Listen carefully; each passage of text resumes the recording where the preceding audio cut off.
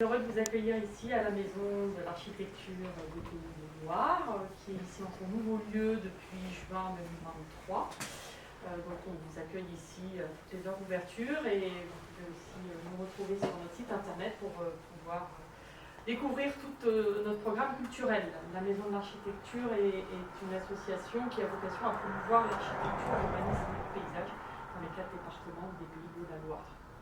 Voilà, je suis au bureau, François Dussault qui est co-président et qui est architecte est présent ici. Moi je suis ingénieur chez AIA Ingénierie à Nantes.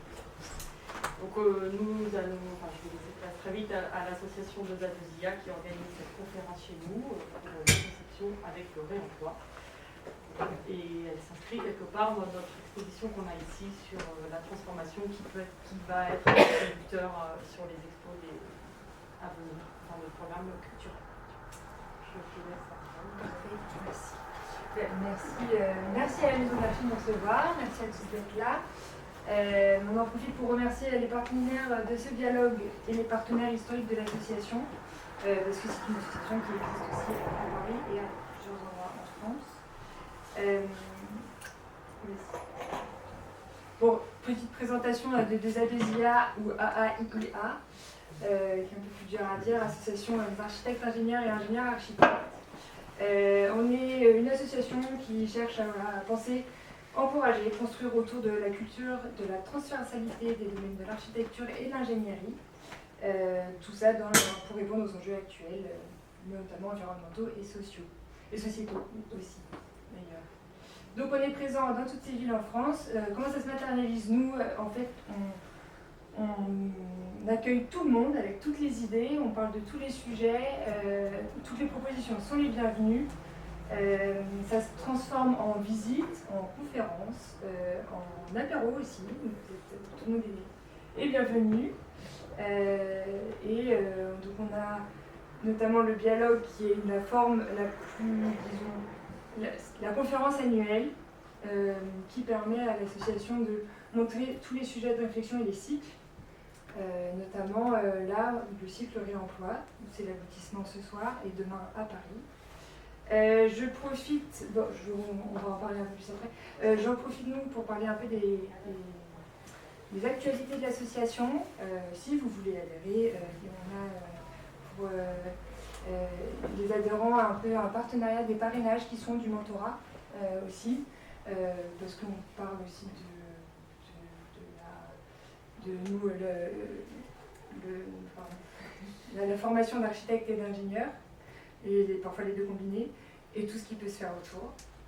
Donc ça, c'est les actualités du moment. Ensuite, là, le cycle sur le réemploi se conclut, mais il y aura un cycle sur l'eau qui va suivre ensuite. Et plein de cycles à venir, en fait, surtout avec toutes vos idées. Parce que c'est comme ça qu'on a toujours fonctionné avec l'association, sur la force de toutes les propositions qui sont toujours arrivées et qui ont été super bien accueillies.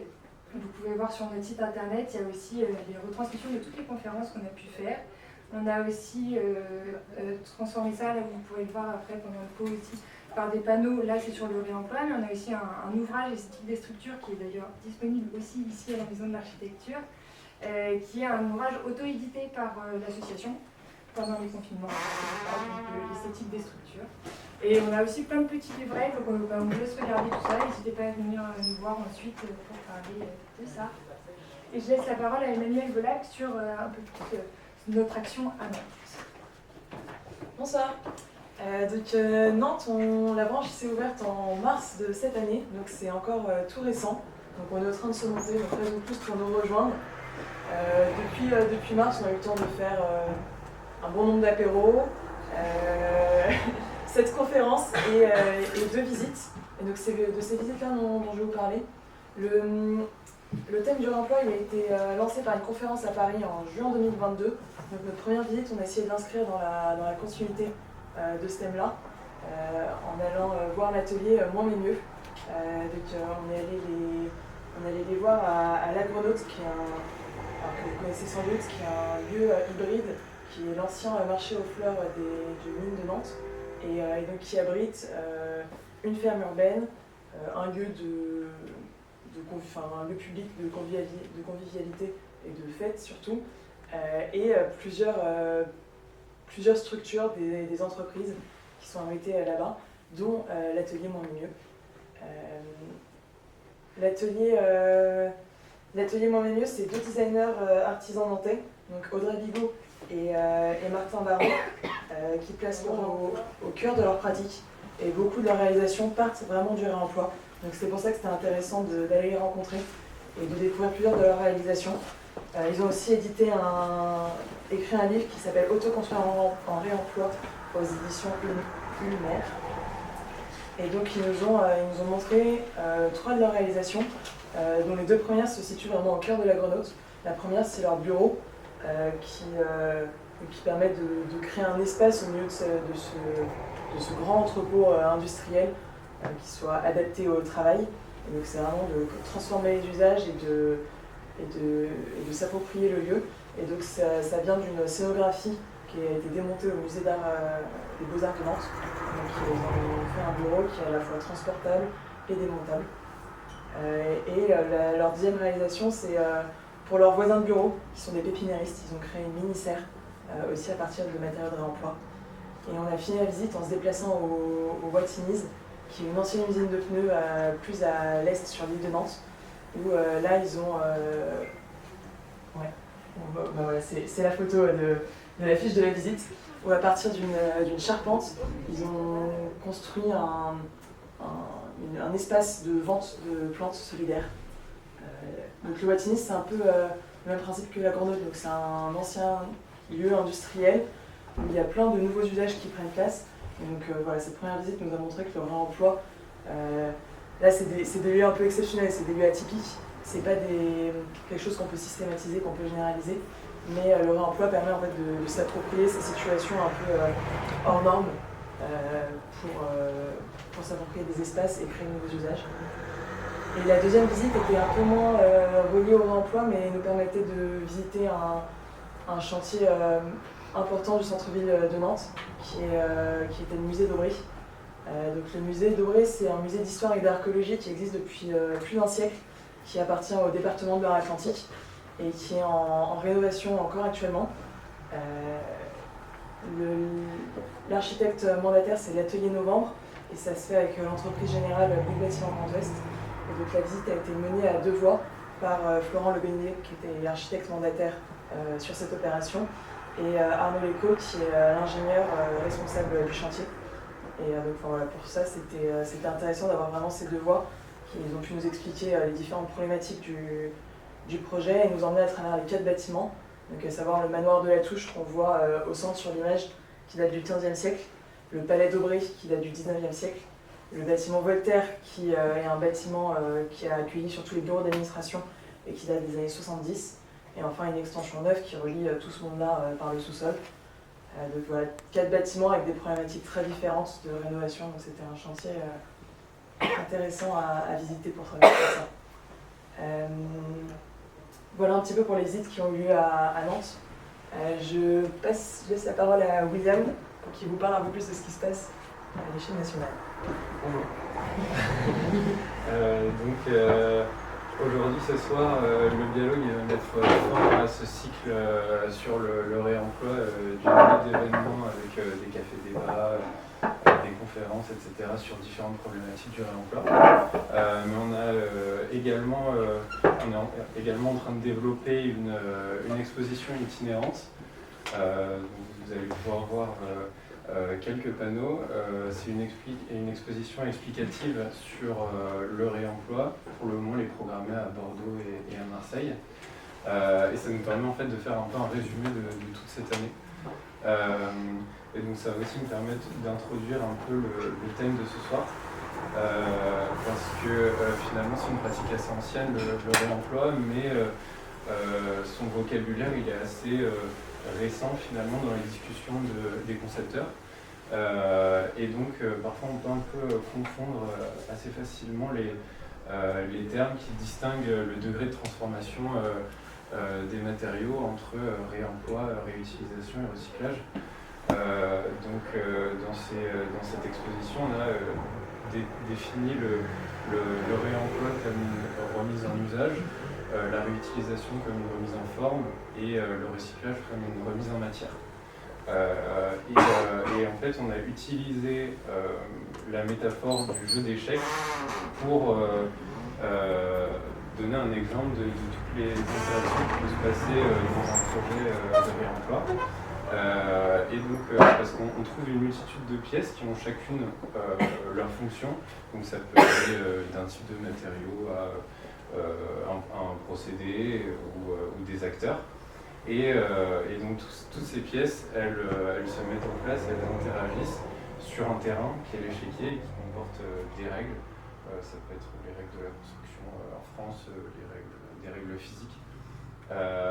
Et donc toutes ces pièces, cet échiquier, ça les rassemble, mais ça crée aussi différents débats et des dualités entre massification et localité, entre expérimentation et normes.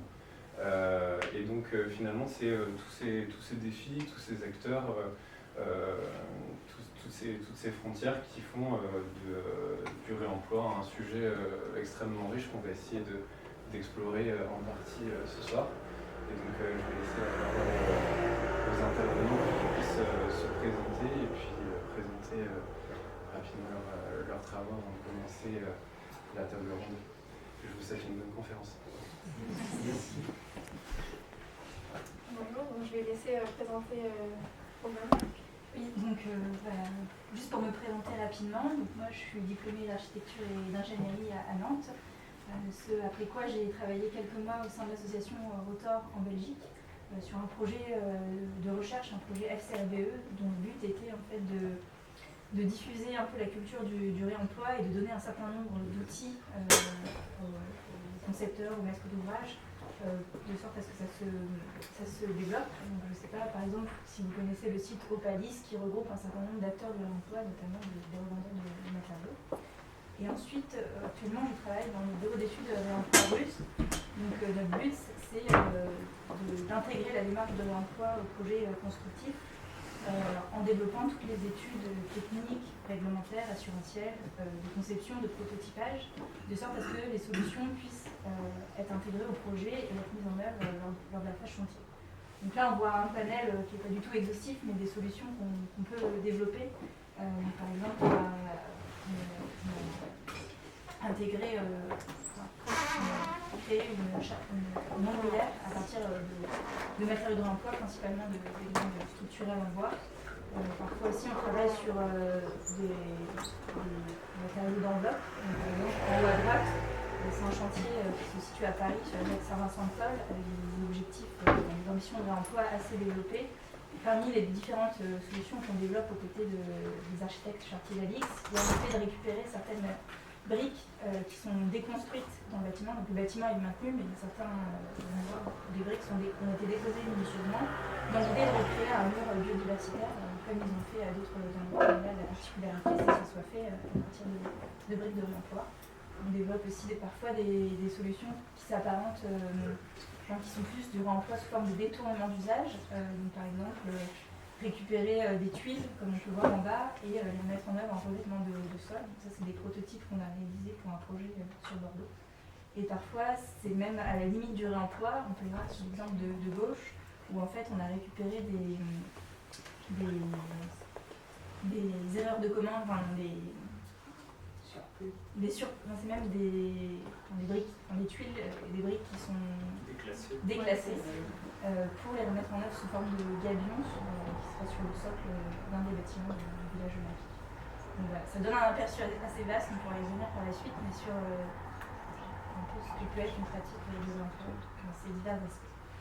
Et sinon, depuis l'an dernier, on fait partie du directoire du SPREC, c'est assez donc en fait le syndicat professionnel des acteurs de l'emploi dans la construction, qui est assez nouveau. En fait, il n'y a qu'une première campagne d'adhésion qui a été lancée, dont Anis fait également partie. Et l'idée, c'est de rassembler tous les acteurs du réemploi pour défendre ses intérêts, aider à la structuration de la filière et promouvoir en fait une vision de la construction qui est bas carbone, économe en ressources, en promouvant tous les aspects positifs du réemploi, que ce soit les aspects environnementaux, mais aussi les aspects sociétaux, économiques et culturels. pour cette présentation rapide. Donc, Éva Suluki, je suis chargé de projet environnement chez Aya Environnement. Donc, pour ceux qui ne connaissent pas Aya sur Nantes, Aya c'est un groupe multimétier qui est implanté dans toute la France et même au-delà. Donc, ça regroupe environ 700 personnes et ça regroupe des métiers différents comme les ingénieurs, les architectes, le territoire qui font plus de l'urbanisme, le management qui font plus de l'OPC. Donc il y a vraiment une diversité d'acteurs dans ce groupe qui est intéressante pour dérouler les projets. Et donc Aya, à travers sa stratégie, essaie de développer le plus possible des engagements dont l'économie circulaire fait partie. Et c'est là où Aya Environnement intervient. Donc Aya Environnement qui est la partie environnementale du groupe Aya. On est environ une vingtaine de personnes en France avec donc des présences à Nantes, Angers, Bordeaux, Paris et Lyon. Et donc on est un bureau d'études, un bureau d'études environnementales. Donc on développe pas mal de sujets en fait qui vont de l'urbanisme favorable à la santé, au cycle de l'eau, à la performance énergétique et à l'économie circulaire et au carbone. On s'intéresse beaucoup à ces sujets-là. Et donc notre rôle en fait dans l'écosystème du remploi, ça va être d'essayer dans l'écosystème Aya, du coup, en relation avec les architectes et les ingénieurs spécialistes comme les ingénieurs structure, les ingénieurs VRD, les ingénieurs techniques, CVC, etc. Donc notre rôle, ça va être d'essayer de promouvoir au maximum les solutions de construction économe en carbone et circulaire, dont fait partie le réemploi. Donc on va essayer de travailler le plus possible en synergie avec les différents métiers qui proposent notre groupe pour essayer de faire avancer ce sujet-là à une échelle la plus importante possible dans les projets et sur le plus de projets possible. Donc ce qu'il faut savoir, c'est que Aya, à la base, est quand même beaucoup spécialisé dans les bâtiments de santé, donc tout ce qui est hôpitaux, etc. Maintenant, c'est moins vrai, on intervient sur différents types de projets comme l'enseignement, un peu de logement, les îlots mixtes, etc. Donc c'est un peu plus diversifié, mais on intervient quand même sur des échelles de projets qui sont assez importantes et aussi sur des projets publics. Donc quand nous on aborde la question du réemploi, en fait ça va être de l'aborder de manière assez officielle et on a du mal en fait à passer par la petite expérimentation parce qu'on est sur des gros projets avec des maîtrises d'ouvrage qui nous demandent d'être très carré dans le cadre des marchés publics, etc. Donc du coup on arrive quand même à développer des projets avec du réemploi dans ce cadre assez contraint. Donc là les projets que j'ai mis en valeur, c'est tout d'abord en fait, notre agence qui est donc la salle à tracer qui est située donc, dans le Bas-Chantenay. Donc, sur cette agence, on n'a pas forcément beaucoup parlé de réemploi à la base, parce que ça a été en fait à la liaison entre le patrimoine et le réemploi, où le réemploi des matériaux a été mis en œuvre surtout pour des questions patrimoniales. Donc, par exemple, le plancher en fait, du N+1 a été réemployé en habillage intérieur dans le hall. La structure a été sablée, comme on voit, remise en peinture et remise en place. Et on a conservé aussi le plancher patrimonial du N+2. Donc là, on est à la frontière entre le patrimoine et le réemploi, mais ça permet aussi, sur un certain nombre de projets, on voit que c'est quand même une entrée intéressante pour promouvoir le réemploi. Le deuxième projet que j'ai mis en valeur, c'est le Grand T, donc, qui est la rénovation et l'extension du théâtre du Grand T à Nantes. Donc sur ce projet, on est accompagné donc, de la société, c'est Murmure Réemploi qui a le lot réemploi qu'on avait indiqué dans nos marchés. Et donc sur ce projet, on a du réemploi de structures bois, donc les structures existantes, qu'on peut voir en fait avec les différentes couleurs qu'on peut avoir entre les charpentes neuves, les charpentes existantes. On a du bac acier aussi, des équipements sanitaires. Et là, on avait mis un peu la zone de stockage des matériaux avant qu'ils partent sur différents sites. Comme autre projet dont on n'a pas de photos intéressantes parce que pas encore réalisé, on a aussi la manufacture des tabacs qui est en cours de conception. On essaie de développer aussi le maximum de réemploi aussi dans un aspect patrimonial. On a d'autres projets qui sont moins locaux nantais, donc je ne vais pas forcément les citer, mais on voit que ça se développe. Donc nous, notre rôle, c'est vraiment de pousser ce sujet à l'intérieur de l'équipe de conception d'AIA, et aussi d'aller solliciter des bureaux d'études spécialisés quand, entre guillemets, ça dépasse nos compétences. On ne fait pas de sourcing, par exemple, on ne fait pas de caractérisation des matériaux, donc notre rôle s'arrête à la prescription en fait, de matériaux de réemploi et à la recherche, au sourcing léger, mais on n'a pas forcément les compétences pour aller plus loin. Voilà. Donc, bonsoir, Islam Sabani, alors architecte aussi diplômé de l'école de Nantes. Alors moi j'ai exercé une bonne dizaine d'années en tant qu'architecte de façon assez classique, avant de me spécialiser donc, sur les sujets d'économie circulaire, dont le réemploi évidemment.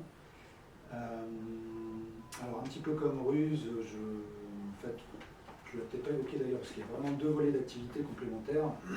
Il y a à la fois l'accompagnement soit des équipes de maîtrise d'œuvre, soit de maîtrise d'ouvrage, mais peu ou prou, ça revient plus ou moins aux mêmes attendus, aux mêmes missions, mais il y a aussi un volet diagnostic, réglementaire ou non d'ailleurs. Et ces deux volets-là, ils sont vraiment complémentaires parce que les diagnostics permettent d'avoir une compréhension beaucoup plus fine de la nature des matériaux, des problématiques de démontabilité, de modes constructifs qui sont totalement hors des clous. Des fois, on découvre des choses, il peut y avoir aussi des problématiques de pollution associée parce qu'on mettait en œuvre des matériaux, enfin je pense typiquement un cas d'école, c'est le cas de dire. J'ai découvert, il y a pas mal d'écoles nantaises des années 50 où on mettait en œuvre des dalles bois de, je sais pas, 30-30 qui étaient directement scellées dans une chape maigre. Donc gisement, on sollicitait un jour par une équipe d'archi qui avait envie de... Alors qui ne prévoyait pas un réemploi sur site, mais qui cherchait éventuellement des exutoires, des preneurs. Et en fait, il s'est avéré que pour que ça tienne, à l'époque, ils avaient enduit de bitume la sous-face. Alors ça a bien tenu, ça a tenu c'est longtemps, mais il s'avère qu'en fait c'est un déchet toxique. C'est vraiment un déchet dangereux. Quand on fait les tests, c'était pas possible. Voilà, donc c'est un peu pour illustrer le fait que en fait, le réemploi ou la réutilisation, bon voilà, sur un terme, grand débat, ça peut mettre,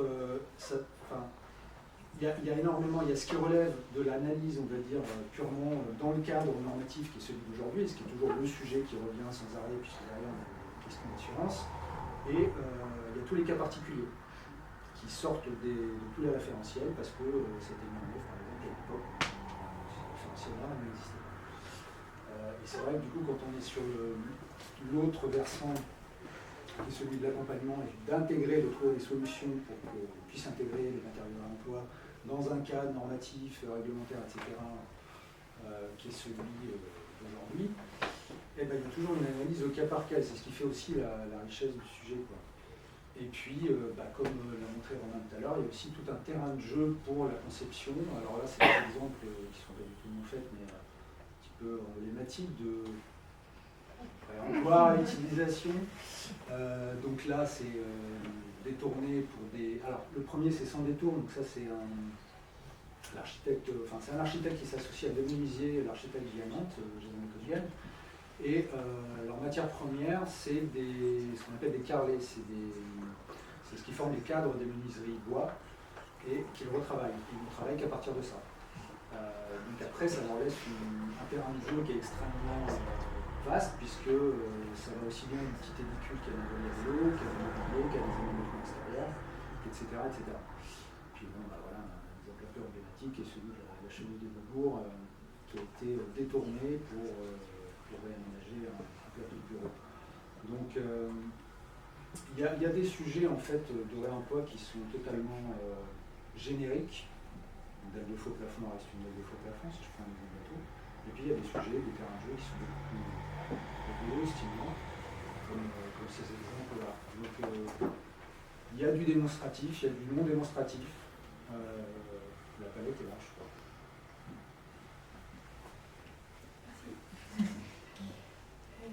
Donc on va commencer le débat. Donc on a un peu déjà introduit le sujet, mais la première question va un peu porter sur la définition du réemploi et un peu tous les débats qu'il peut y avoir au sein justement du milieu des milieux de réemploi. Et de savoir déjà si vous pouvez citer des référentiels du réemploi et pour vous un peu quel est votre point de vue sur qu'est-ce que le réemploi lui-même, même si vous avez déjà un peu évoqué le sujet. Je laisse le syndicat. Je vais un peu parler au nom de tout le monde, mais pour nous, le réemploi, en fait, l'idée principale, c'est de conserver l'intégrité de la ressource. Et donc, il se différencie de recyclage. On vient en fait apposer des processus de transformation beaucoup plus énergivores par le fait de justement conserver au maximum l'intégrité du matériau. Et donc, pour différencier un peu les deux, je prends souvent l'exemple d'une poutre en bois. Si on vient simplement soit la poncer, enlever les clous, la remettre en œuvre en tant que poutre, ça reste une poutre en bois, on parlera de réemploi. Si on vient la redécouper en planches pour en faire du plancher, on parlera, nous, de réemploi à détournement d'usage, mais on conserve l'intégrité quand même du matériau, et donc c'est des process de transformation qui sont assez légers. Par contre, si cette même poutre en bois, on vient vraiment la broyer en copeaux pour en faire des panneaux de particules de type OSB, on doit remettre par exemple de la colle avec, là on va parler de recyclage, parce qu'en fait le process de transformation il est très lourd, on est obligé de réintégrer des nouveaux matériaux pour recréer un matériau. Donc c'est un peu comme ça qu'on différencie on va dire les pratiques de réemploi et de recyclage et le caractère vertueux qui va avec l'un de l'autre. Et d'ailleurs, le sujet bois est intéressant parce que c'est peut-être le matériau le plus plastique en termes d'usage et de détournement d'usage. Parce que d'un élément structurel, on peut faire des éléments de mobilité, on peut faire des éléments non structurels, de l'aménagement, etc. C'est pas le cas de loin de là de tous les matériaux, tous les produits. Et le bois est vraiment intéressant pour ça, parce que une palette de détournement qui est vraiment extrêmement large. Mais après, moi personnellement, je pense que le fait que le réemploi soit sur le devant de la scène un peu actuellement fait que tant qu'on fait quelque chose de bénéfique en fait pour dans le cadre de l'économie circulaire, donc on va essayer donc il y a forcément une hiérarchie en fait entre une poutre qu'on réemploie en structurel ou en habillage, on n'est pas du tout sur la même qualité de réemploi. Et en fait, tant que ça va dans le bon sens, à mon sens en fait, on peut essayer de parler de réemploi, quoi. Après, il faut faire bien évidemment attention à ne pas tomber dans une espèce de greenwashing en fait, où on va parler beaucoup confondre le réemploi avec le recyclage, ce qui peut se passer, et c'est pour ça que la sensibilisation en fait, de l'ensemble des métiers est importante pour que les gens se rendent compte de cette différence qui est fondamentale pour pas qu'on ait en fait une communication un peu trompeuse qui soit faite sur ce concept de réemploi. Mais tant que ça va dans le bon sens, en fait, il est à mettre en valeur. Après, il faut faire attention effectivement à la communication trompeuse. Et on sait que sur le marché dans le milieu du bâtiment actuellement, on entend parler de réemploi pour des choses qui en sont à la limite. Sur un des projets que je suis, j'ai le cas où les entreprises nous certifient faire du réemploi en utilisant des fins de stock, des choses déclassées, des choses comme ça. On a des lettres, des attestations sur l'honneur, mais bon, le bout d'isolant qui était dans l'entrepôt, il aurait peut-être très bien pu servir à autre chose en exprimer son usage normal. Donc en fait, il y a un jugement qui est pas forcément, qui est pas toujours automatique, quoi. Après, sur le déclassé, je pense qu'il y a un vrai sujet parce qu'en fait, les matériaux déclassés, alors, il y a différents degrés, mais l'idée c'est que c'est pour X raison, une palette qui est tombée, des produits qui présentent des défauts d'aspect de surface ou qui présentent les bonnes caractéristiques techniques attendues, ils sortent du circuit du négoce classique. Donc habituellement, ça passe en recyclage. Donc du coup, le fait de pouvoir les remettre en œuvre, même s'ils n'ont pas une première vie, finalement, déjà, en un sens, on les sauve déjà du recyclage. Donc Déclasser, c'est un sujet mais c'est pas incohérent s'il s'agit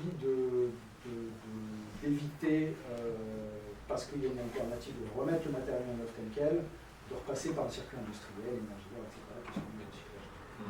On a le cas sur les chantiers, même de la gestion des déchets, où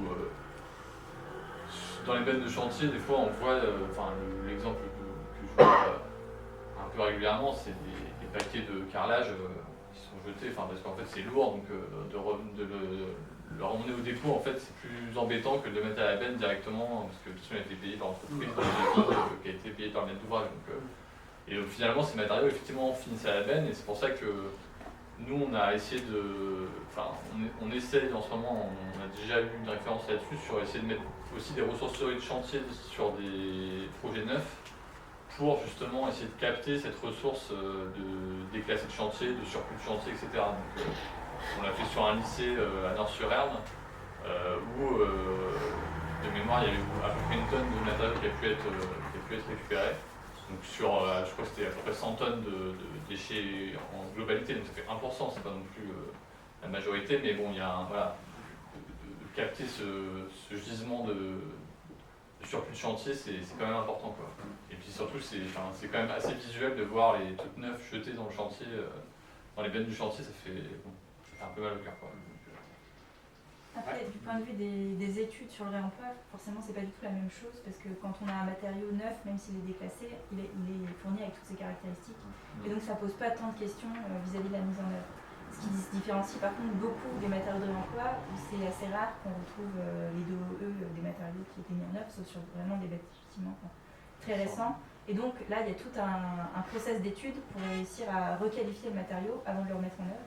Donc c'est un process d'étude qu'on fait souvent en partenariat, en échange en fait, avec le bureau de contrôle. On essaie de voir, nous, de définir un process et de vérifier que le bureau de contrôle sera d'accord avec ce process pour que derrière le bâtiment puisse être assuré. Et c'est vrai que quand c'est des matériaux qui sont juste invendus, en fait, ça pose pas de questions. Enfin, ça pose d'autres questions sur la logistique, est-ce qu'il y a des revendeurs qui récupèrent ces matériaux, mais ça pose pas de questions vraiment vis-à-vis de la construction et de la mise en œuvre des matériaux. Et ça, c'est un vrai problème, c'est vrai, parce que les maîtrises d'ouvrage sont très rapidement amnésiques. Mais très rapidement. C'est-à-dire que m'arrive des fois d'intervenir en diagnostic sur le bâtiment pendant 10 ans, et puis des hauts. Quelque part, c'est un peu, c'est dommage, quoi, parce que du coup, on n'a plus les caractéristiques exactes. Du coup, souvent, c'est reconstituer des caractéristiques techniques, ça se fait techniquement, il n'y a aucun problème, c'est un coût. Donc, du coup, il faut un certain volume pour diluer, pour que ça vaille le coup économiquement, en plus parce qu'il y a aussi des problématiques évidemment de main-d'œuvre, parce que vous allez pas se fermer forcément plus couramment, main-d'œuvre, c'est normal. Et donc ça c'est dommage parce que c'est vraiment c'est une économie du réemploi dont ça pénalise quelque part le fait de perdre l'information, pénalise vraiment, c'est comme intervenir sur un existant, quoi. C'est le même, de toute façon on est sur la même problématique. On va se poser les mêmes questions, peu prou les mêmes questions. Mais c'est un vrai problème. On a l'expérience sur la majorité des projets en rénovation et quand on réhabilite un existant, la recherche des DOE, c'est la première chose à faire et généralement qui n'est pas très fructueuse, quoi. Et d'ailleurs que les maîtrises d'ouvrage soient publiques ou privées. Oui, la personne n'a incriminé particulièrement, c'est un peu généralisé, quoi. Du coup, en parlant de l'existant, on a beaucoup en tête les exemples de réemploi de toilettes qui est assez facile à employer.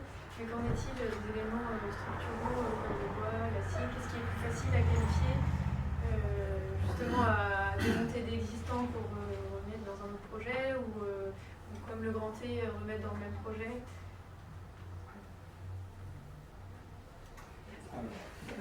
Le bois, alors le bois en fait, ce qui nous manquait jusqu'à présent sur les éléments structurels, c'était un peu les protocoles de requalification.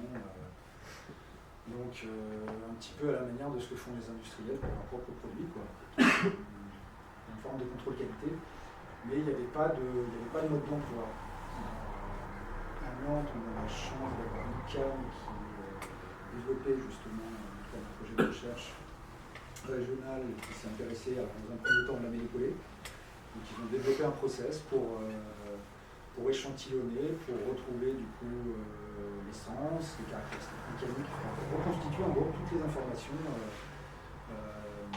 d'un élément structurel, d'un collé, et du coup qui sont en train de le transposer sur le massif. Maintenant l'enjeu c'est un petit peu de développer des méthodes et des outils pour massifier, voire même développer des outils même portatifs pour qu'au stade du diagnostic on puisse déjà caractériser un maximum de choses. Alors évidemment on n'ira pas jusqu'au niveau de flexion, mais en tout cas pouvoir qualifier l'essence et la classe d'emploi c'est déjà pas mal. Parce que derrière en fait si on n'a pas ces infos, alors technique on ne peut pas se prononcer, donc on est coincé. Ou alors on est limité à des usages qui sont moins sensibles sur le plan du contraire, etc. Donc, Ou être surdimensionné, enfin il y a toute une... oui, ou éventuellement surdimensionné, effectivement ça peut être une stratégie pour qu'on se dise c'est bon. Voilà, c'est aussi limité à l'exercice puisque ça dépend des portées, etc. Mais effectivement ça peut être une stratégie. Mais après il y a plusieurs cas à rencontrer, enfin c'est toujours... dans les GT Emploi, on a décidé de vraiment prendre des projets via le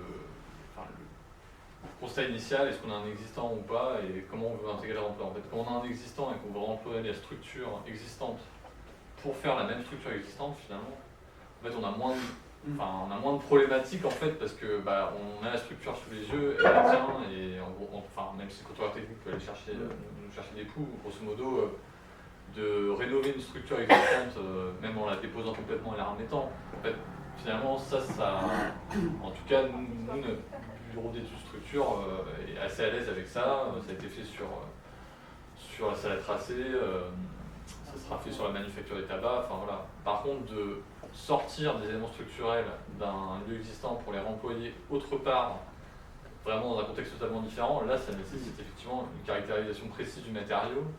Et donc c'est vrai que le bois et l'acier quand même s'y prêtent relativement bien, mais il y a forcément des règles à suivre et des diagnostics et des caractérisations à faire pour un certain coût. Après en matière de charpente métallique, on peut évoquer le fait qu'il y a de plus en plus de charpentiers métalliques, alors des entreprises d'une certaine taille, qui maintenant se sont mis à faire du réemploi, à panacher leur charpente, alors sous réserve évidemment qu'ils aient en charge la dépose. Donc ça, c'est plus une autre problématique, on va dire, logistique, puisque s'il ne s'agit pas de faire une dépose pour une repose sur le même site, c'est plus une question d'allotissement, enfin voilà, c'est d'autres difficultés qui se posent. Mais en tout cas, les ateliers Briand, localement, les ateliers David, groupe Briand, maintenant, ils ont développé, et comme c'est des grosses structures, ils sont en capacité de requalifier, de dépolluer, etc., de façon à intégrer les charpentes. Maintenant, clairement, c'est un retour récent de la j'ai assisté à une présentation. Vous avez clairement, aujourd'hui, au coût de l'acier, c'est pas encore rentable de faire du réemploi structure. Ils le font parce qu'ils voulaient tester le process, parce que le coût est dilué, parce qu'ils vont mélanger des éléments neufs avec des éléments issus de réemploi, qui le réemploi. Mais en tout cas, c'est déjà des pratiques. Alors, ça se fait sur la charpente métal, j'ai pas entendu d'équivalent en charpente bois. Si, oui.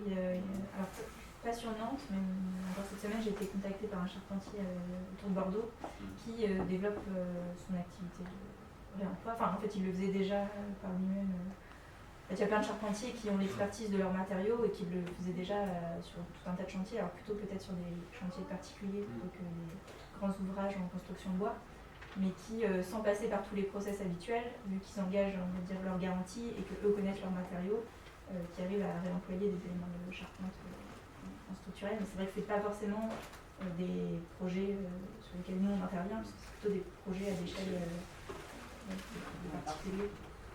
Après, certains charpentiers sont quand même habilités à caractériser les pièces de bois qui étaient le permis. Typiquement brillant, oui, mais alors pour en avoir échangé avec eux, c'est du mètre carré. Donc, en gros, ils ont une structure qui est assez lourde. Donc en dessous de mètre carré, on estime que ça va être Sur le Grand Est, c'était le charpentier qui avait caractérisé justement les pièces de charpente récupérées.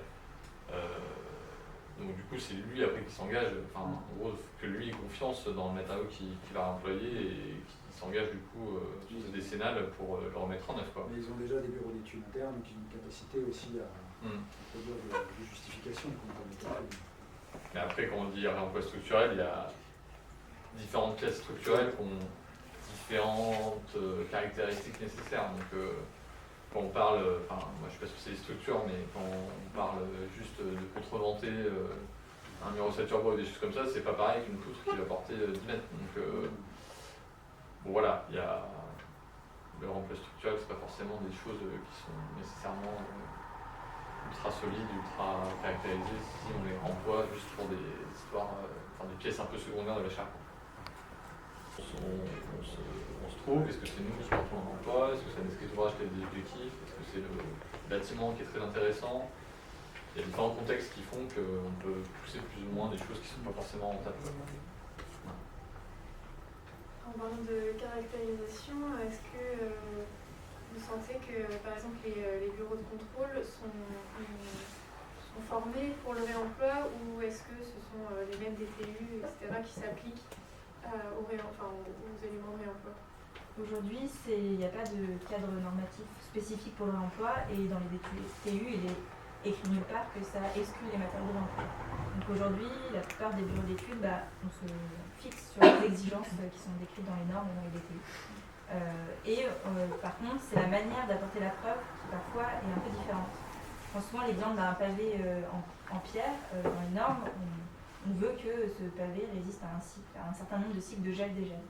Et parfois, ce qu'on essaie de faire comme processus de caractérisation pour des pavés en pierre, c'est de se dire s'il a été mis en œuvre 20 ans à l'extérieur et qu'il est encore en bon état, dans une zone où probablement il gèle au moins, il gèle tous les ans, en fait, il a déjà, par son premier usage, montré qu'il était apte à cet usage-là.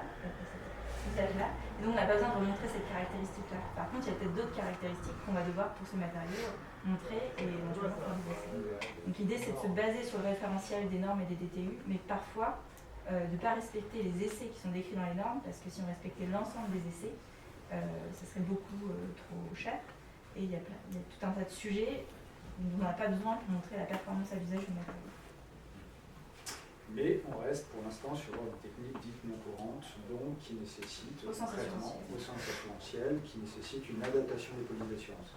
Ça ne veut pas nécessairement dire surprime d'assurance, mais ça du coup c'est vraiment beaucoup le rôle de l'AMO d'accompagner en coordination avec le contrôleur technique, sur validation d'ailleurs le contrôleur technique, les modes de preuve si on en a apporté, en gros est-ce qu'il faut qualifier le matériau ou pas, voilà. Et qu'est-ce qu'on attend du matériau, ça peut être parfois simplement en termes d'inspection visuelle pour certains éléments, mais en tout cas il faut être très clair. Donc souvent on a monté un petit peu un dossier technique qu'on va soumettre dans un premier temps au contrôleur technique, le faire valider ou éventuellement amender ou compléter les informations qui manquent, avant de le soumettre aux assureurs, à commencer par le majorage, et ensuite les titulaires, et finir par les entreprises. C'est un peu le process, parce qu'en dernier recours, c'est l'entreprise qui pose qui est responsable. Donc si on ne l'a pas déminé avant, l'entreprise ne saura pas se dépatouiller de ça, c'est normal. Ou alors, ça va être un surcoût d'assurance, et on prend les maîtres d'ouvrage décident de payer ce surcoût ou pas. Ou alors d'abandonner.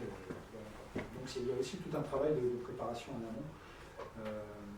De toute la chaîne un petit peu assurantielle, parce que sans ça, c'est un surcoût en plus, clairement.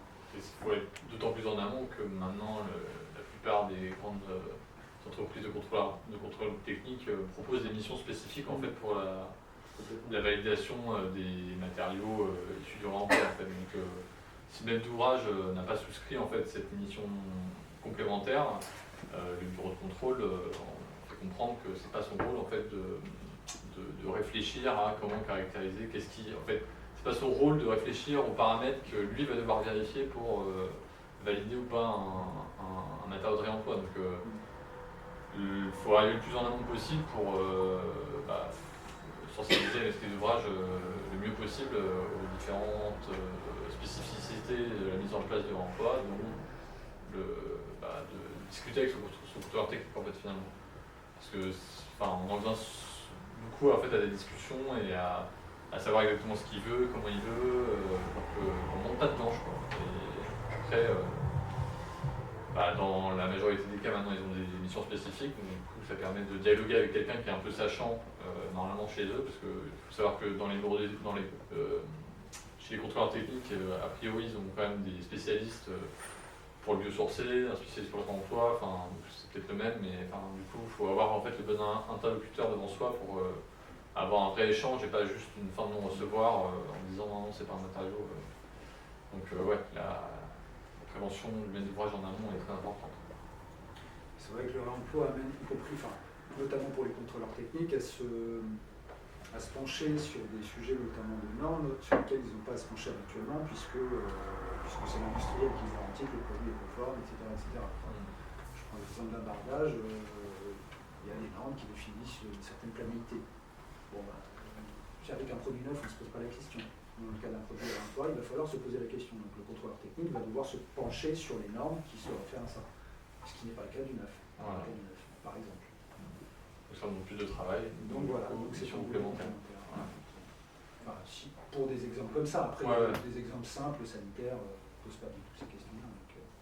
Non, c'est vrai qu'on a tendance en fait à surdemander leur avis aux contrôleurs techniques pour des matériaux qui sont pas forcément que lui n'a pas forcément à valider en fait tant que ça ne concerne pas tout ce qui est décennal, etc. Enfin, un sanitaire, grosso modo, il n'y a pas grand-chose à valider sur un sanitaire. Donc voilà, des fois on monte un peu trop patte blanche et ils mettent un peu, on leur demande leur avis sur beaucoup de sujets qui ne sont pas forcément leur mission.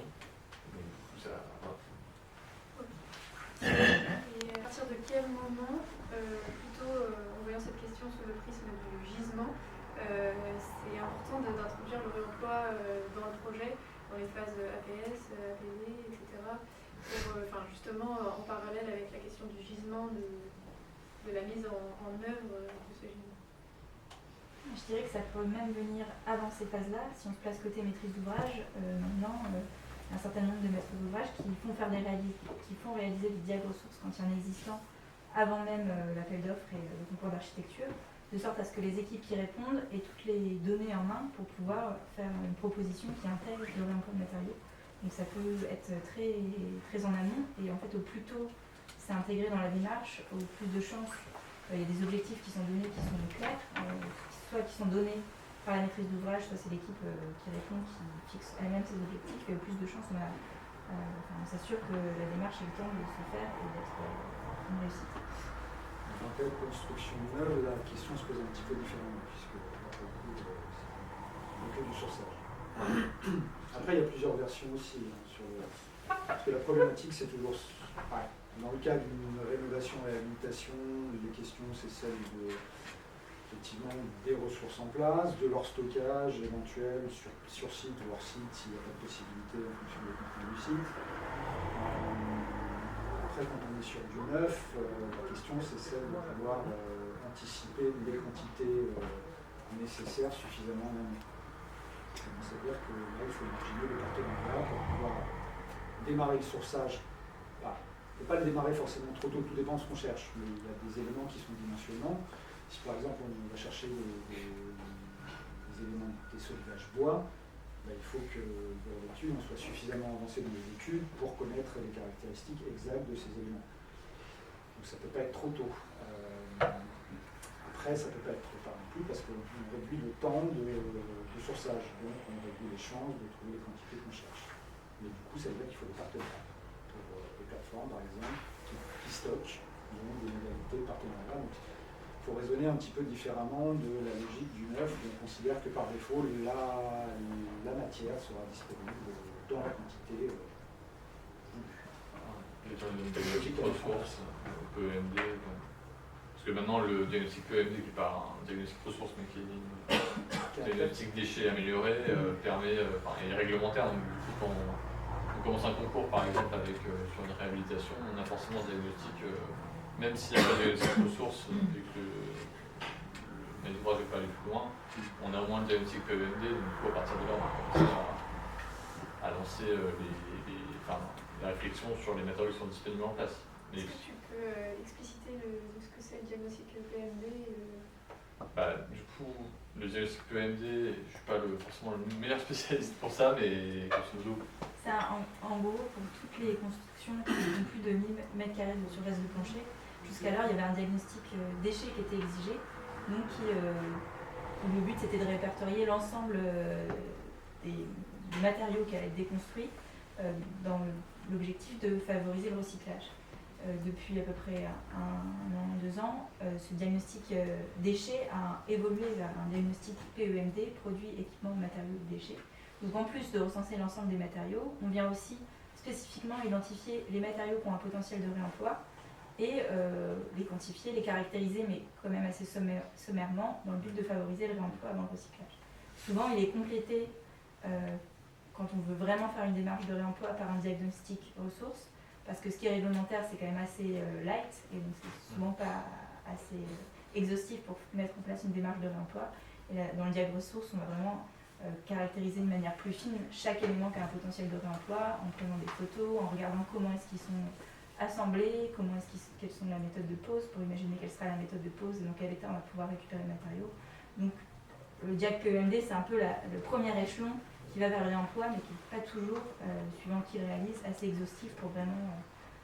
Ça change surtout, enfin souvent c'est aussi une logique de questions à champ multiple, c'est-à-dire qu'on pose des hypothèses, un matériau peut être réemployable, réutilisable, recyclable, valorisable énergétiquement, le bois, ça fait tout ça. Et puis il y a d'autres matériaux qui vont être des matériaux composites qui vont être que réemployables ou enfouissables. Il n'y a pas d'entre-deux. Donc du coup, on pose des hypothèses, et en effet, si la réemployabilité, il y a une condition quand même à la réemployabilité, c'est l'existence de repreneurs. Parce que le matériau peut en soi être réemployable, s'il n'y a personne pour le prendre, il n'est plus là. Donc là, du coup, tu pourras peut-être évoquer la logique du coup des AMI, vous avez pu le faire, qui permettent de trouver en amont des preneurs, parce que comme la dépose sélective est un surcoût. Si on n'est pas sûr de trouver quelqu'un des preneurs, c'est payer plus cher pour quelque chose qui finalement va peut-être finir en recyclage. C'est le risque. Donc du coup, pour encadrer ça, donc après avoir réalisé le diag ressources, où là on évalue le potentiel maximal de réemploi, nous on priorise toujours le réemploi sur site, donc réintégrer un maximum d'éléments dans le projet parce qu'on peut...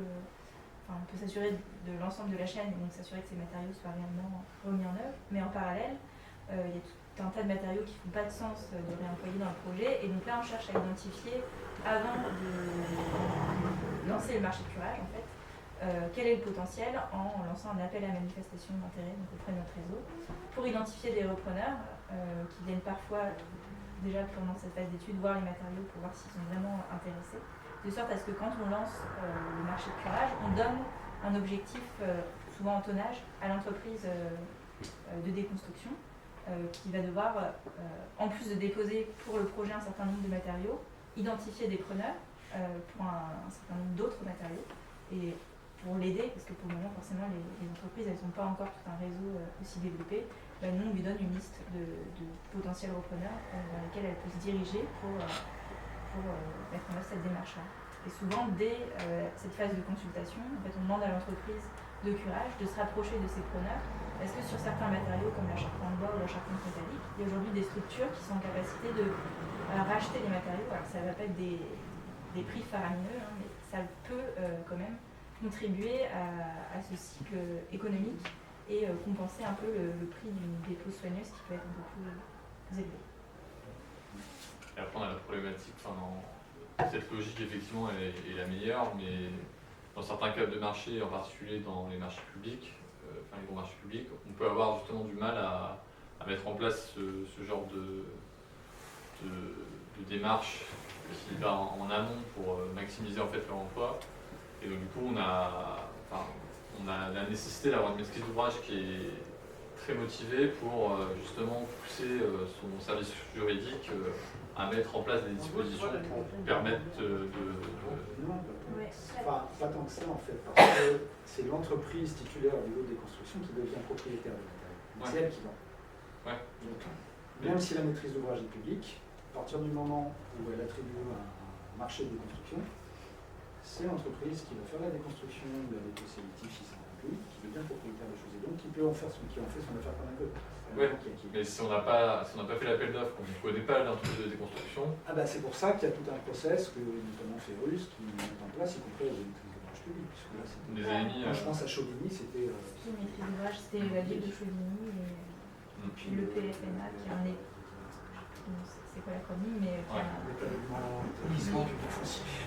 Effectivement, ils le font aussi pour tout ce qui est biosourcé avec la taille, justement soit des marchés anticipés ou des choses comme ça pour essayer de mieux prévoir les choses. Mais il faut avoir une maîtrise d'ouvrage qui veut y aller pour justement mettre en place ces dispositifs juridiques. Ouais, c'est pas tant.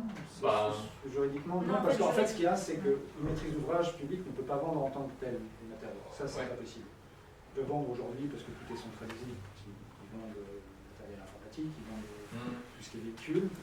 Mais pour en avoir discuté avec les maîtres d'ouvrage publics, ils disent aujourd'hui, les matériaux ne rentrent pas sur la plateforme. Donc c'est pour ça que la stratégie, c'est de passer par les entreprises titulaires des lots de construction qui, elles, déchargent. Ça n'est plus un bien public, ça devient un bien public. Oui. C'est comme ça qu'on contourne. Mais il faut déjà, faut connaître l'entreprise de déconstruction. Donc si on ne l'a pas. Oui, mais c'est pour ça que c'est important de mettre en place mettre en relation des preneurs. Voilà. Il y a un accompagnement spécifique en effet à mettre en place en amont pendant la consultation et en amont de la consultation. Pour que ça fonctionne. J'ai une question un peu bête, mais du coup, le matériel appartient, donc c'est un bâtiment, donc il appartient à l'architecture publique. Du coup, il y a une espèce de construction qui enlève, donc qui est payée pour déconstruire et qui, en plus, après ça. Donc du coup, ils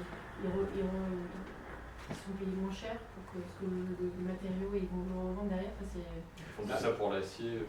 Alors, de toute façon, habituellement, les logiques démolisseurs classiques, c'est que c'était toujours des logiques forfaitaires dans lesquelles le maître d'ouvrage, c'est absolument pas ce qu'il achète en prestation. En gros, le démolisseur en fait son affaire. Donc derrière, évidemment, il valorise ce qui est valorisable, typiquement les cuivres, tout ce qui est métallique, ça a toujours été très valorisé. Et puis le reste, comme il n'y avait pas forcément d'intérêt économique sur les filières de recyclage classique, ça partait en maîtrise. Aujourd'hui, on a un contexte réglementaire, économique, qui fait que l'enfouissement devient de plus en plus coûteux, et c'est fait de façon volontaire pour pousser justement à valoriser sous toutes les autres formes les matériaux. Donc ils sont en train un peu de bouger les curseurs, et il y a un certain nombre de démolisseurs maintenant qui intègrent des équipes et qui forment, parce qu'il y a des formations maintenant avec ces équipes, qui ont des équipes formées à ça. Et parce que c'est important, mais parce que de toute façon, une réserve vraiment matérielle pour laquelle on n'a pas de solution. Et souvent, en fait, dès la phase d'appel d'offres, on demande à l'entreprise de détailler un peu son prix, quel est le prix de la dépôt soigneuse et quel est le prix du rachat ou de la cession à titre gracieux. Et donc on a ce détail-là, et en fait dans le prix qu'elle remet, ça intègre déjà le fait qu'il y ait une moins-value liée à la revente. Moi je voulais juste ajouter un truc. Je travaille à l'atelier Fil et en ce moment on est en train de travailler sur un développement avec une communauté de communes à côté de Vitré qui a pour objectif de développer le réemploi dans sa communauté de communes et de pouvoir du coup réutiliser des matériaux entre différents chantiers qui sont en cours ou qui sont à venir dans cette communauté commune. Du coup, ça pose vraiment la question du rachat par la maîtrise d'ouvrage qui est publique à ce moment-là, puisqu'il peut y avoir une démolition à tel moment là pour le coup, un chantier de démolition d'un stade, enfin pas d'un stade, d'un gymnase. Un gymnase pour le remettre sur une école et le chantier aura lieu plus tard, mais il y a toute cette question justement du rachat, du transport, à quel point est-ce que la maîtrise d'ouvrage peut prendre en charge cette partie-là, et donc il y a des expérimentations qui sont en cours et des processus de normalisation un peu, mais voilà, c'est juste pour ajouter que c'est beaucoup. À Nantes Métropole, on a eu des articles de presse qui sont sortis que Nantes Métropole allait faire sa ressourcerie, donc je sais pas jusqu'où ça va aller, est-ce que ça va être une plateforme qui permettra de stocker des méthodes de réemploi entre les différents opérations. Plateforme, délégation de services publics. Pour 2025, enfin la ressourcerie en tout cas. Non, c'est sur un projet en 2024. D'accord. Ouais. Très bien. Ça se confirme. Est-ce qu'il y a des questions? Mais je confirme que ça leur pose beaucoup de problèmes, notamment sur les questions de cession des matériaux. Effectivement, l'entreprise qui déconstruit est propriétaire des déchets, entre guillemets, puisque c'est encore ce nom-là, qu'elle est obligée de laisser sur place. Et le maître d'ouvrage, du coup, est obligé de faire des cessions à partir du moment où il se débarrasse des matériaux, il est obligé de faire des cessions auprès de notamment, l'objectif c'était auprès de l'économie sociale et solidaire. Et c'est beaucoup de paperasse, entre guillemets, pour quelque chose finalement d'assez simple, qui est sain, mais qui est assez simple. Et ça fait partie des difficultés pour les maîtres d'ouvrage. Bon, même si aujourd'hui, même si pour la logique d'échelle est la même avec les bordereaux de suivi, on a déjà la même logique, même quand on parle d'échelle, c'est une population alimentaire. Mais oui, effectivement, la traçabilité, c'est l'administratif qui peut devoir gérer, c'est sûr. C'est plus clair qu'il faudra proposer un peu devoir avoir un laps de temps quand on dépose et puis leur partenaire. Il s'agissait en fait, c'est des formes de négoce alternatives. Dans cette logique. Quand on parle de plateforme, en fait, c'est du négoce. C'est du négoce, mais spécialisé sur le déplacé. C'est vrai que sur les projets neufs, du coup, on fonctionne beaucoup avec l'étude de ce qu'il y a disponible sur les plateformes pour essayer de savoir comment soit pousser l'emploi, soit remplir les objectifs du maître d'ouvrage à partir de ce qui se peut sur les plateformes. Et il y a eu l'exemple du plancher de technique réemployé qui a très bien marché pour Mobius, où justement c'est quelque chose qui avait été identifié sur une plateforme Mobius et l'information a été diffusée, ils ont été victimes de leur succès par rapport à ça d'ailleurs. Du coup ça permet de... Ce genre de plateforme permet actuellement de se rendre compte de la disponibilité de certains matériaux et éventuellement de leur prix, et de caractéristiques qu'il faut vérifier, etc. Donc c'est une bonne première approche, je dirais, qu'on est dans un projet de conception neuve pour définir le périmètre de ce qu'on peut essayer de sourcer en emploi. Après, je pense à la prochaine étape, parce qu'aujourd'hui, aucune plateforme n'est équipée sur des éléments structurels. Joie, par exemple, est équipée pour requalifier ces éléments. Aujourd'hui, il y a des plateformes qui commencent à se faire qui ont pour projet de s'équiper et pour massifier la requalification des éléments structurels. En gros, l'idée, c'est que demain, il y ait une fourniture qui soit déjà conforme. Il n'y a plus tout ce process un peu lourd, et que du coup, l'économie de requalification se dilue dans un flux, puisque si on veut diminuer le coût de la requalification et du monde du réemploi et simplifier les choses, je pense qu'il faut massifier. Il faut centraliser un peu. Et puis avoir aussi des équipements qui soient adaptés, quoi. Des équipements et des process qui soient adaptés. Parce que pour la ressource qu'on retrouve localement par tout ce qui est mis au opportunisme, on peut pas massifier ce genre de pratique. Le problème aujourd'hui, ce qui est compliqué dans l'économie du emploi, c'est qu'il y a pas. Dès qu'on a des sujets un peu sensibles, en termes d'alimentation, etc., c'est souvent on est obligé de dégrader le niveau de contrainte pour faciliter l'emploi, souvent. Parce qu'on n'a pas assez de quantité pour que diminuer le coût de qualification quand on a un processus. Est-ce que tu as un exemple justement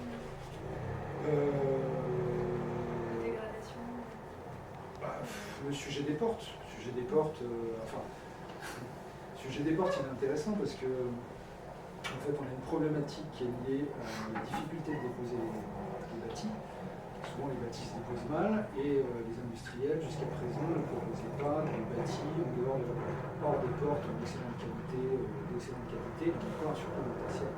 Les portes catilines. En fait, jusqu'à présent, on n'avait que la porte toute seule, à part des gens comme Maximum Appareil qui ont détourné ça en mobilier, qui font ça très bien d'ailleurs, le simple, d'autres dizaines. On n'avait pas de solution. Alors maintenant, il y a des industriels qui sont sollicités pour développer juste les bâtis de façon à ce qu'enfin on puisse remettre en œuvre les portes. Et sinon, si on n'a pas les fiches techniques, typiquement, s'il y a une exigence acoustique donnée, on n'a pas la fiche, 10 portes à mettre en œuvre, ça va être une porte simple. Ou alors ça va être une porte simple avec une porte sanitaire. Des portes coupe-feu qu'on remet en porte de distribution intérieure sans contrainte feu parce qu'on n'a pas les PV. Ça coûte très cher de refaire les PV. Il y a d'autres éléments de l'emploi qui sont, je disais, en mode victime de leur succès, parce que justement, ça a été très... Le gros exemple, c'est la filière faux plancher en France qui a mis en place, qui a développé Mobus parce que justement c'est un élément hyper standardisé dans lequel ils ont développé un processus industriel de requalification, ils redonnent toutes les données environnementales, ils garantissent leurs matériaux. Je pense que c'est l'exemple le plus marquant qui est victime de son succès. Ensuite, il y a pas mal de matériaux qu'on sait quand même sourcer. En France, il y a toutes les filières de la pierre, des pavés, des bordures qui sont plutôt bien développées. Sur tout ce qui est briques, il y a plutôt aller dans le nord de la France, voire Belgique et Pays-Bas ou Allemagne. Sur Paris, il y a tout un tas de filières qui sont développées dans les matériaux du tertiaire, comme tous les équipements sanitaires ou d'autres choses, qui aujourd'hui ont développé des process pour les reconditionner, c'est-à-dire les détartrer en profondeur dans les sortes de bains d'acide. Sur Nantes, par exemple, il n'y a pas encore une filière localement qui propose ce reconditionnement-là. Et donc aujourd'hui, les matériaux qui sont revendus, ils ne sont pas forcément reconditionnés. Et donc c'est plus compliqué derrière de les reconditionner. Alors, en fait, on a une myriade d'acteurs spécialisés qui se développent sur tel ou tel, alors que ce soit en réemploi pur, même usage ou en détournement d'usage. Là, il y a un acteur maintenant sur Paris qui reconditionne le matériel électrique, un tableau divisionnaire, donc ça veut dire qu'ils ont des tests, des bancs de tests, et donc ils sont en capacité de garantir que le matériel est encore conforme, est encore assuré. Mais du coup, ça veut dire que c'est des acteurs qui sont forcément spécialisés parce que derrière, il y a tout un équipement, donc c'est des gens spécialisés dans leur domaine. C'est ça qui est intéressant, c'est qu'en fait, on a une multiplicité d'acteurs. Il y a l'exemple de Sans-Détour tout à l'heure, ils travaillent qu'à partir de menuiseries bois. Les menuiseries bois aujourd'hui, personne ne sait comment faire, parce que la plupart du temps elles sont plombées. À part les brûler, il n'y avait pas de valorisation plus intéressante trouvée. Ils ont développé un process qu'à partir de ça, et en fait on se rend compte qu'ils peuvent faire une infinité de prototypes, toujours à partir de la même matière première. C'est déjà intéressant. Donc il y a plein de possibilités. Et à Nantes, vous avez identifié des filières qui sont implantées À Nantes, il y a un acteur qui est en train de grandir et s'élargir d'ailleurs au-delà de Nantes, c'est Articonex, qui initialement, leur domaine d'activité, c'était plutôt les surplus qu'avaient les artisans, le déstockage, les erreurs de commande, etc. Et qui, depuis 2-3 ans, je pense, ont développé leur activité de réemploi et sont en train de monter en puissance sur un certain nombre de sujets, notamment le reconditionnement du bois. Donc ils ont un atelier où ils font pas mal de bois et ils en remettent en état, donc en enlevant toutes les pointes métalliques, en redécapant des parquets. Enfin, ils font pas mal d'expérimentations sur différents sujets pour le moment. Et notamment en développant aussi ce process de requalification des éléments structurels. Partenariat avec les câbles, du coup, là, c'est encore fait, mais c'est encore. Après, ce qui est dommage, c'est qu'il y a aussi d'autres acteurs comme Station Service qui étaient implantés depuis très longtemps, qui étaient plutôt à destination des particuliers. C'était pas le même public, qui ne requalifiaient pas les matériaux, mais qui, comme d'autres acteurs du réemploi à Nantes, cessaient leur activité. Donc, c'est un peu à double volant, mais il y a aussi beaucoup d'artisans. On a cité tout à l'heure Atelier Moins mais Mieux, la Gueule de Bois, il y a tout un tas d'artisans qui travaillent à partir de matériaux de réemploi. Alors, soit des artisans designers, mais aussi des. Ils ne sont pas à Nantes, mais on citait tout à l'heure les ateliers David qui sont à Guérande, plus sur la côte en tout cas. C'est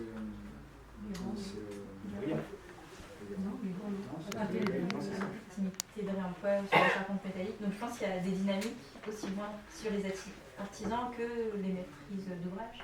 Nous on accompagne la Samoa qui est en train de développer une stratégie réemploi à l'échelle de l'île de Nantes, dont le but est d'intensifier le réemploi dans les espaces publics qui étaient déjà pas mal présents sur le revêtement de sol, les pavés, etc. Mais aussi de faire en sorte qu'il y ait un certain nombre d'opérations immobilières qui intègrent ces problématiques. On a parlé pas mal de filières qui se développent, notamment en France. On parle de Nantes, on parle des localités. On voit que ça se diversifie. Il faut toujours du temps, puis il y a toujours des étapes. Donc, quand on regarde il y a 5 ans, il y a 10 ans, on n'était pas à cette étape-là. Là, en 2023, il y a plus d'avancées, la réglementation évolue, les filières se mettent en place. La question, on va partir sur d'autres pays. Qu'en est-il à l'échelle de l'Europe, en fait, chez nos voisins, voire même outre-mer? En fait, est-ce que la France, finalement, reste en avance, précurseur dans le développement de ces filières, ou est-ce que finalement on a un temps de retard, on a 10-20 ans de retard par rapport à d'autres pays de proximité? Là, un peu l'aperçu de la tendance, c'est toujours intéressant de voir ce qui se fait et où on est, et de se positionner. On se pose souvent sur le sujet carbone, la RE 2020, typiquement la réglementation environnementale française, elle est innovante, on ne la retrouve pas ailleurs pour le moment.